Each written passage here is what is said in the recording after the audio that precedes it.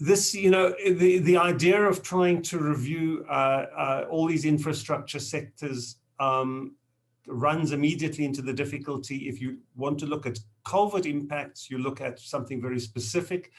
But if you're going to try and generalize, you rapidly find yourself trapped in rather large sort of issues. And I think this is to some extent what's happened in your water sector.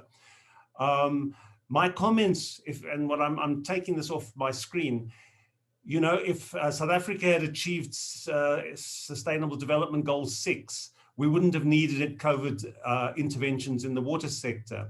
But what we demonstrated in COVID's the process was that we're not anywhere near achieving the Sustainable Development Goal. And in fact, the interventions we took didn't support a strategy which should see us by 2030 being much more resilient.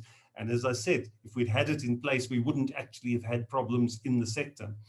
Those problems came about because people talked about the importance of hand washing, and you can't wash hands without water, but particularly not without soap, which people tended to disregard. And the attempt to meet the gap of communities which didn't have water was to use water tankers, which is a really unsustainable approach with all sorts of risks. And we saw tanks being put in places which were inappropriate for any future use. They can't be connected to reliable local supplies. And in a sense, we've established R1 billion worth of stranded assets. One could consider this to be fruitless expenditure. The COVID program also just distracted the water service authorities from their key tasks of planning and implementing and operating supply systems that are sustainable in all the different perspectives: social, institutional, financial, and technical. And I think it's important to refer that, if we were doing our jobs trying to achieve SDG 6, which we all talk about, the water goal, 6.2.1b says, population using a hand washing facility with soap and water available. That's what we were trying to achieve when we signed up to the SDGs, 5 years ago. And it seems that that has been missed. I have a series of detailed comments that I could make about the document. And, it's terrible when you try and contextualize something for a very specific purpose, and then your context isn't very clear and in many cases is wrong. The notion that South Africa could run out of drinking water by 2030, which is stated on page 7, is just actually, it's untrue, it's unhelpful, it's irrelevant to this particular discussion because it's not the issue. The issue is, can we get 25 liters of water per person per day, to the communities of South Africa? And I think part of this is that the problems have generally been poorly characterized in the chapter. So, it says urban communities have safe drinking water that meets standards. And households have access to piped water. Rural areas rely on open water sources or communal standpipes and have to store water until it's needed. This is simply untrue. It's not helpful. Urban areas have got huge problems with the quantity, quality, and reliability of supplies, let alone the cost.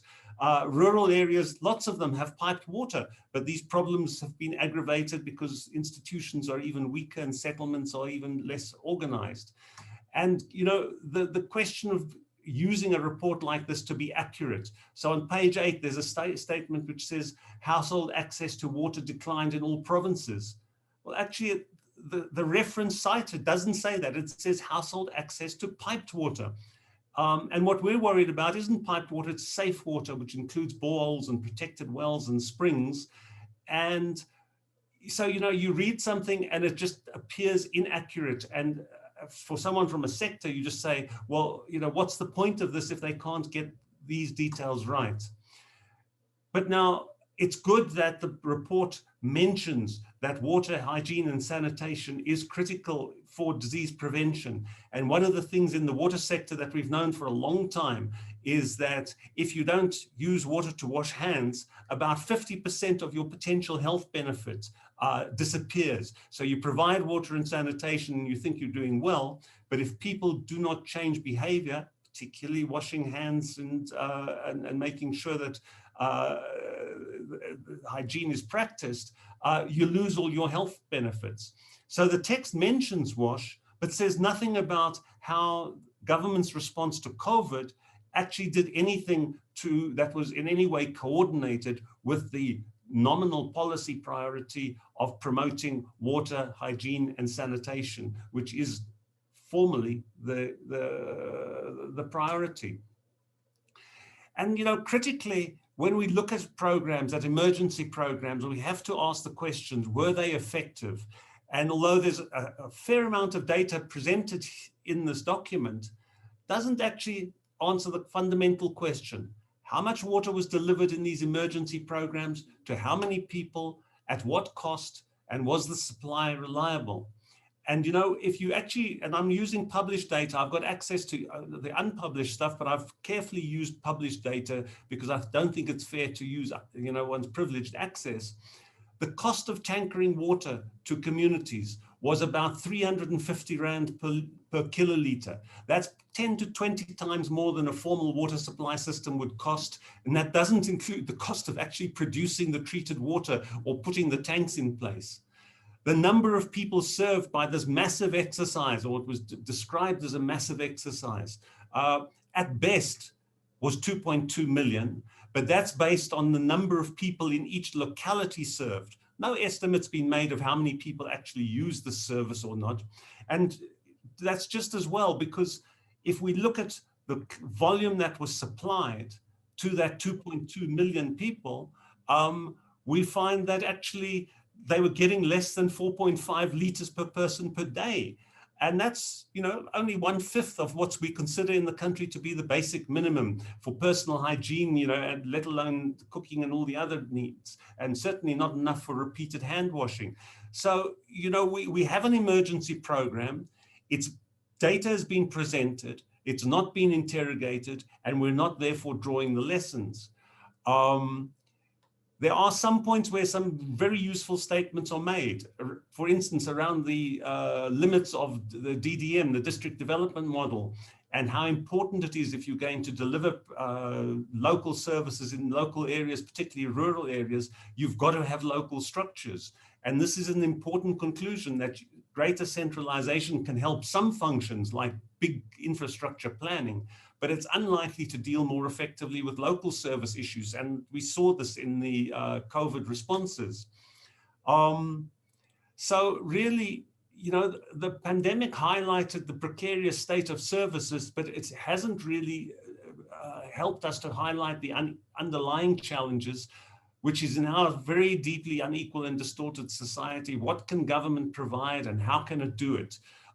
You know, do large bulk infrastructure investments make sense in rural areas where there's limited scope for livelihoods, and so you're locking yourself into permanent subsidies? What basic minimum standards can South Africa afford, and how can they best be achieved? And underlying all of this is, we talk a lot about the Sustainable Development Goals, but how does South Africa propose to achieve this universal equitable access to safely managed and affordable drinking water for all? What we've seen from COVID-19 is actually we don't have a strategy for that. And so it worries me. And since Richard Good did read the little section from the summary on water, sanitation, and basic municipal services, you know, we need to be careful about what we write in these kind of reports, because sometimes we see jumping in hobby horses from people, and one wonders why these come in. So a critical issue for subnational governments is to include managing the impacts on public finances, services, and infrastructure, developing new, especially digital infrastructure. Now this is a red flag. We don't need digital infrastructure for the water supply and sanitation system. We need good institutions, properly staffed, adequately financed, and we can make progress. But the risk is that we have events like the pandemic, and instead of learning from them, we find, as I say, hobby horses emerging. We find claims of good performance which are not backed up or evaluated properly, and we miss opportunities. And I think that's unfortunate, because we do have lots of challenges that we need to address. But certainly the water and sanitation sector of this chapter I don't believe gets anywhere close to being helpful. And I've just tried to highlight some of the gaps that there are there. So sorry to be negative about it, but if you give me only 5 minutes, I've got to talk very straight and very directly, and that's what I've tried to do.